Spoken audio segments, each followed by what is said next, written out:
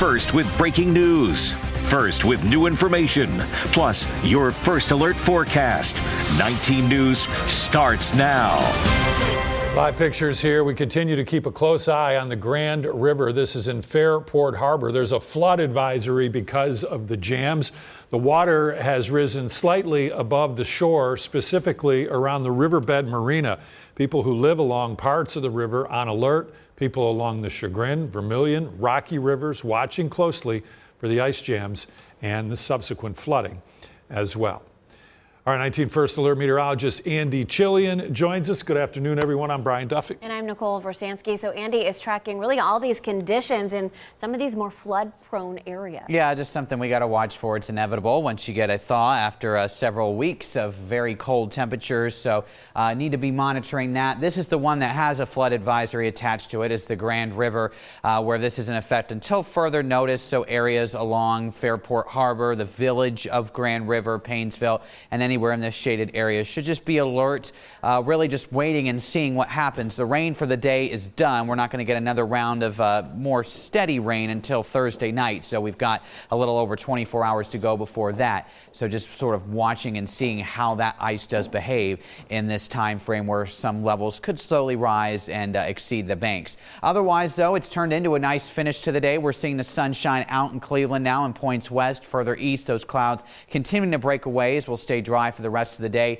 With the break in cloud cover, a first alert to some fog potential tonight. Could be some areas of dense fog, so keep that in mind for your morning commute tomorrow. It's warm, though, 61 in Cleveland. That is not our warmest day of the year, though. We reached 64 in January, but nonetheless, we're right up there. 57 in Akron, Canton, 59 in New Philadelphia, and it's a nice 62 in Lorain and Mansfield. So we'll cool down the rest of today and through this evening. Some clouds increasing a bit overnight, but there's also that fog potential with a light breeze out of the south under 5 miles per hour. Coming up, I'll talk more about the next round of rain that's headed our way. Then we'll have the warm weather almost finished as we lead into a weekend with much colder temperatures and also still some snow chances. I'll talk about that with the 7-day coming up in just a bit. We continue to follow breaking news, and a group of skiers on the final stretch of a 3-day backcountry trip near Lake Tahoe. There was a deadly avalanche. So far, 8 skiers have been found dead. 6 survivors have been rescued, and 1 person is still missing. Ivan Rodriguez has the latest as crews race to reach that person. A tragic turn in the search for 9 missing skiers. 8 of the 9 additional skiers have been located deceased. We are still looking for 1 of the members at this time. Emergency crews received reports of an avalanche hitting Castle Peak around 11:30 Tuesday morning. Immediately, skilled rescue ski teams raced to the scene. 46 emergency first responders in all, says the Nevada County Sheriff's Office. 11 hours later, the Sheriff's Office says 6 survivors were rescued with various injuries, 2 of whom were transported to the hospital for treatment. But as time goes on, weather conditions are becoming a challenge as skiers search for the 1 remaining missing skier. Due to the ongoing challenges of the weather, the avalanche conditions, the effort remains ongoing, as well as our search for the remaining skier. But the weather is a factor. It's not a resource issue as we speak. It is a weather condition and safety condition for our response teams. Even as snowfall tapers Wednesday, lingering showers and deep existing snow will keep travel difficult and terrain unstable around the Tahoe Basin and higher elevations. Another storm is expected to begin early Thursday, potentially stacking new snow on top of the current base. I'm Ivan Rodriguez reporting. Former owner of Victoria's Secret was questioned over his involvement and his relationship with Jeffrey Epstein today. Members of the House Oversight Committee, all Democrats in this case, visited billionaire Les Wexner at his compound here in Ohio. We know of approximately over $1 billion, it looks like. It's about $1 billion that was either transferred, provided in stocks, or given directly to Mr. Epstein by Wexner. Wexner claims he cut off all contact with Epstein after learning the financier stole millions of dollars from him. Republican Representative Thomas Massie has accused the Justice Department of trying to shield Wexner. He points to an FBI document that names the businessman as a potential co-conspirator in certain Epstein matters. The DOJ denies a cover-up. Who's got the power? We got the power! Who's got the power? About 150 employees of Lorain County Job and Family Services went on strike this morning. They say, demanding better pay. The deadline for a new contract for those workers expired this morning after months of negotiating. So workers say they plan to strike until the county agrees to what they think is a fair deal. Noelle Williams has the story. Union strong. More than 100 people come together here in Elyria to strike against the Lorain County Jobs and Services. They say they want a new contract with better pay and better benefits. Who's got the power? We got the power! Up early and ready to make a statement. Fair contract! Fair contract! At 6:30 a.m., workers with Lorain County Jobs and Services and allies went on strike. They are demanding a new contract that includes paying $1 more each hour than their current pay. It's an incentive to keep workers like Ivana. She has been on the job for more than 2 decades. We've had 90 people leave in the last 5 years because they can't afford to work here. The pay is not enough. UAW! According to the union, the county commissions have increased health care premiums for some workers by 50%. This fact finder report that the union says was voted down by the county shows that Lorain County workers are paid less compared to others in the same department around the state. One day longer, one day stronger, and do everything we have to do until you get the justice you deserve. David Green is the regional director for the International Union. He says negotiations with the county have been in the works since August, and as recent as Tuesday evening. They flat out rejected to sit down and talk about $1 an hour. We're here to support the community. These workers want to help to support the community. The county has not confirmed if this is true. However, 19 News reached out to several Lorain County commissioners for a comment on the strike and negotiations. At the time of this story airing, we are still waiting for an official response. In Lorain County, Noelle Williams, 19 News. She lived the best 3 years that she can give me, and I'm proud of her. She was a little girl that really captured the hearts here of Northeast Ohio. Baby Lotus Jones lived life to the fullest before she even turned 1. Baby was paralyzed, seriously injured in a crash caused by a drunk driver. And tragically now, we have learned that Lotus has died. First at 4, Catherine Huntley joining us live with really an emotional story. Catherine.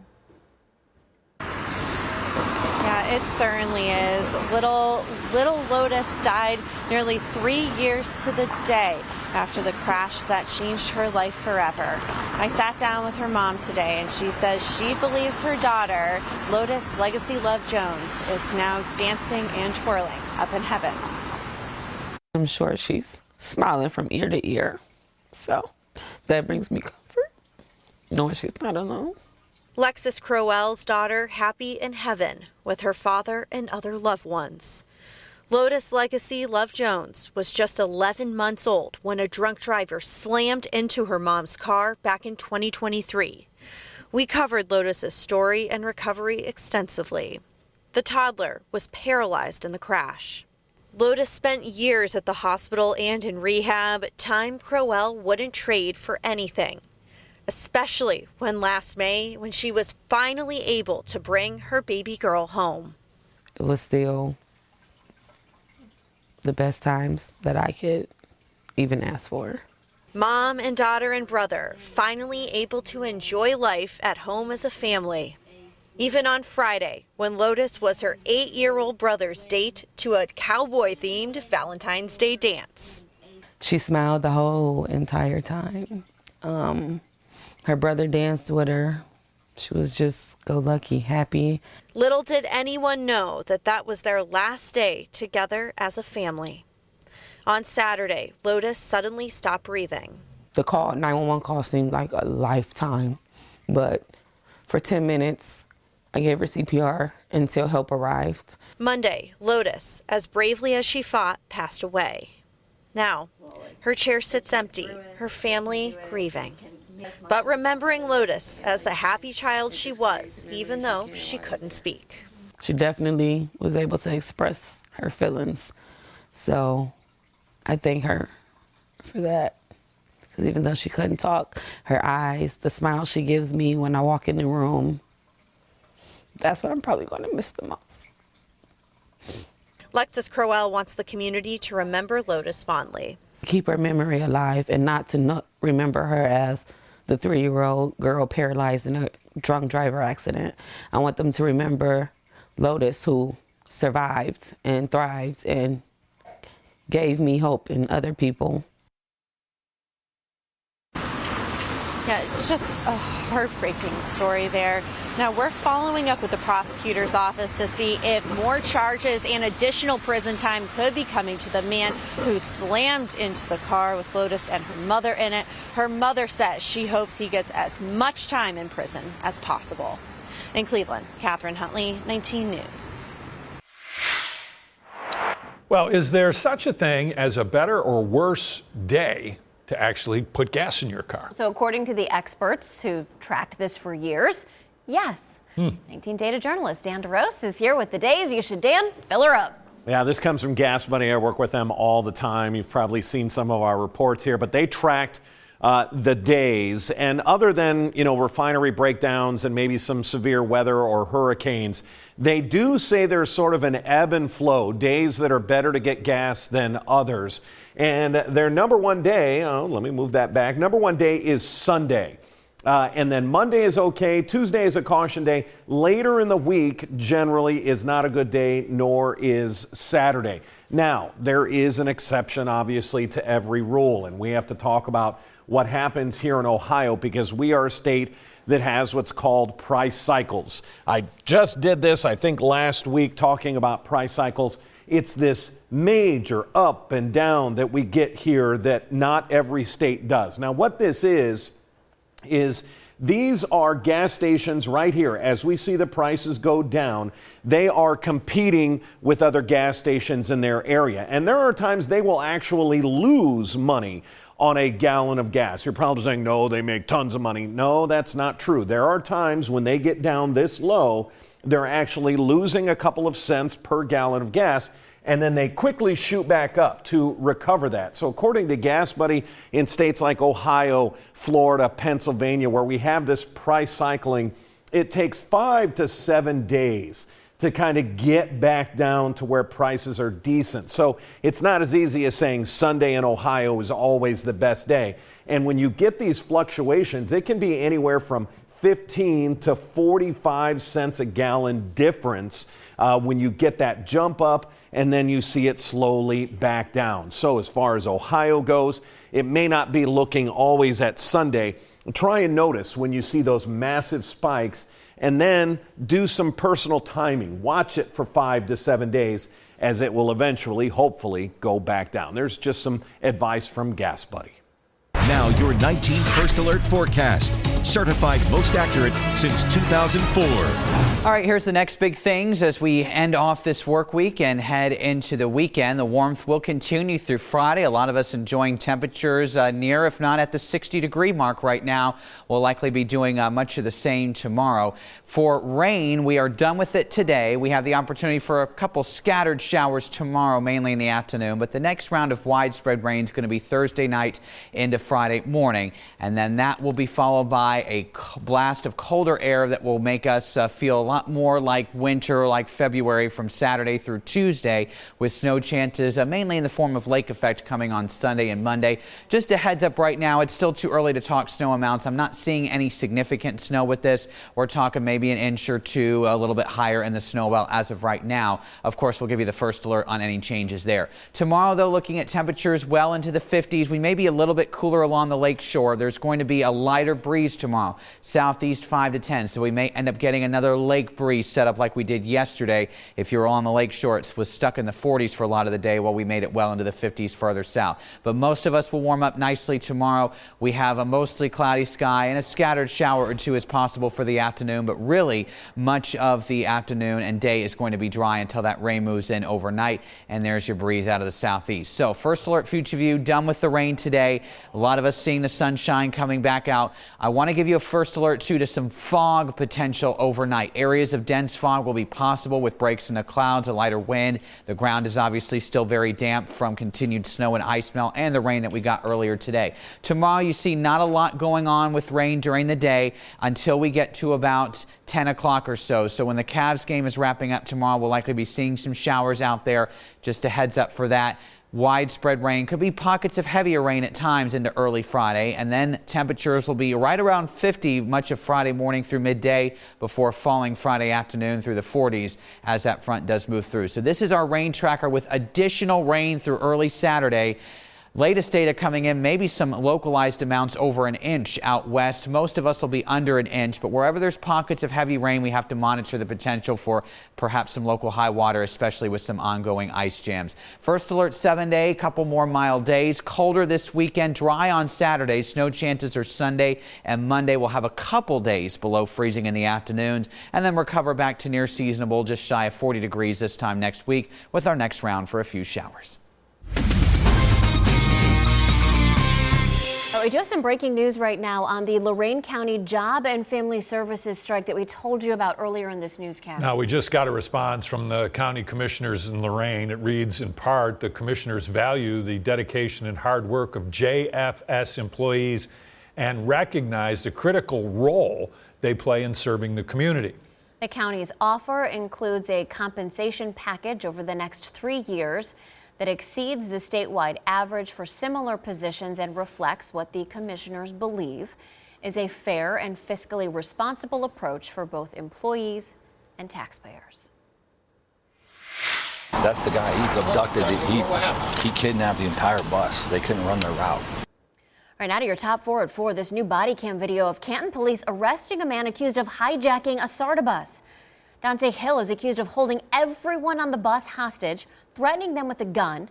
Now, after getting off the bus, he walked over to the police station, and that was video. This is video of him being arrested. Police found a gun in a nearby trash can. Hill pleaded not guilty, in court today. All right, in Cleveland, the third suspect accused in the murder of 13-year-old Morco Toller pleaded not guilty today. That's Javon Stewart.